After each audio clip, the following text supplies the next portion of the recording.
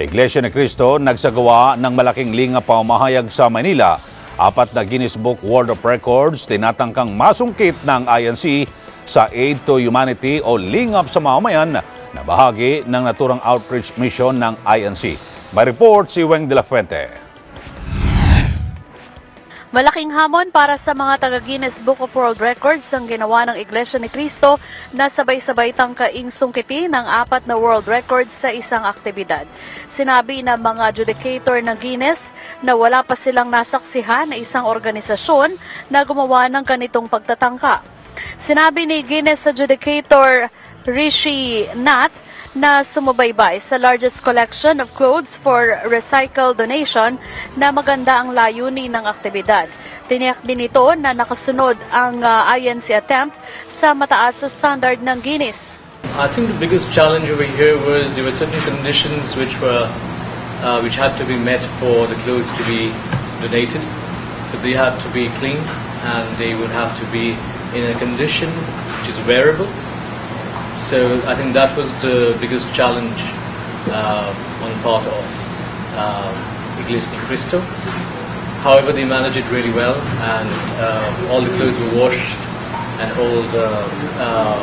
all the clothes were in good condition and to satisfaction. So yeah, I think that was the biggest challenge, and it was done very well. Malaking hamon din para sa mga taga-Guinness ang mainit na panahon at dami ng taong nakilahok. Pero sa kabila nito, sa pananaw ng mga taga-Guinness ay nailatag pa rin ng maayos ang pamahagi ng damit, sapatos at serbisyo medikal. The challenge is that they need to get shoes which are all in wearable condition. So if there's some shoe which is maybe torn, or if maybe you wouldn't want to wear that kind of a shoe, it will be disqualified. So all the shoes that they have to get need to be wearable and in good condition. In my case, I'm adjudicating the most medical risk assessment completed in 8 hours.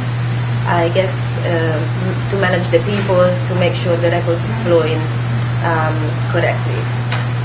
It demands a lot of organization.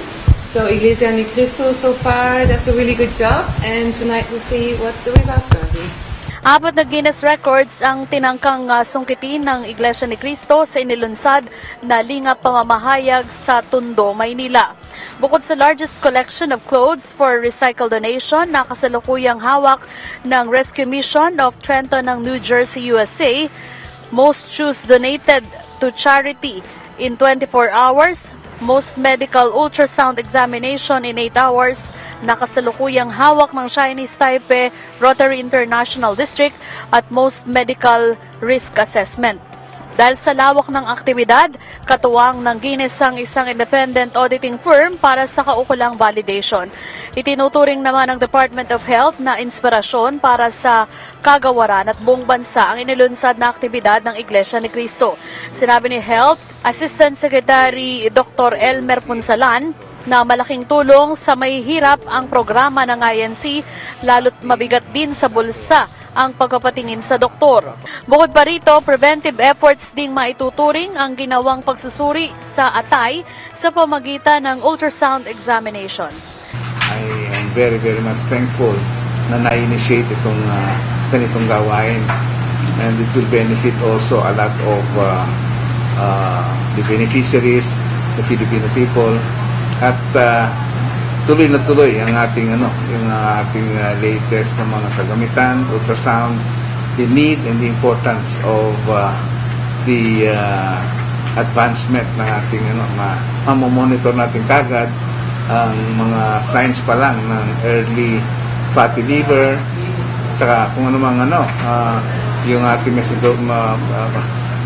metabolic syndrome, and all the other way of screening para yung health consciousness na siya naman talagang gagawain ng ating kagawaran.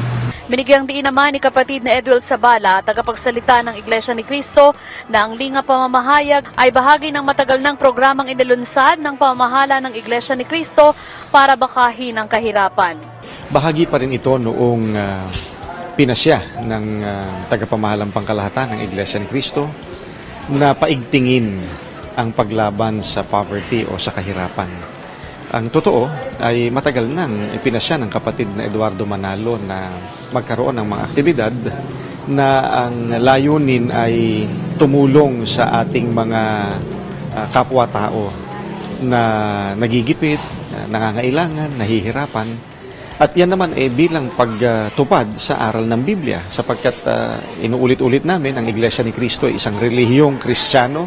Itinataguyod ang mga katotohanan ng nakasulat sa Biblia. Ang isa doon ay ibigin ng kapwa gaya ng pag-ibig sa sarili. At gaya naman ng alam nating lahat at natitiyak ko sasang-ayon ng mga manunood ninyo, walang matinong tao na umiibig sa sarili niya na gustong nahihirapan siya. Kung ayaw nating tayo naghihirap, bilang pagtulong sa kapwa natin, tulungan natin sila na kahit papaano ay maibsan yung nararamdamang kahirapan. Pagkatapos sa maghabong pagbibigay ng serbisyo, pinakatampok sa aktibidad ngayong araw ang pamamahayag ng mga salita ng Diyos sa malawak na Philinvest Compound sa Tondo, Maynila. Para sa Eagle News, Weng Dalafuente, I'm 1 with 25.